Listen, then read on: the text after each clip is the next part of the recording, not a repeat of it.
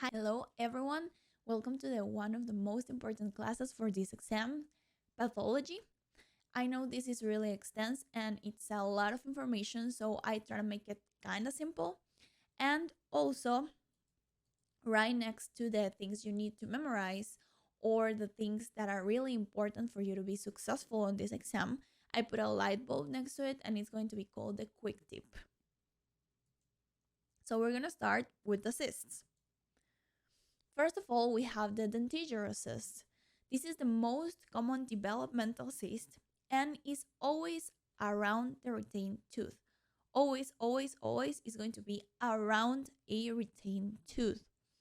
It's more common in canines and their molars because, as you know, these are the most common retained tooth. There's no bone expansion and it's equally on female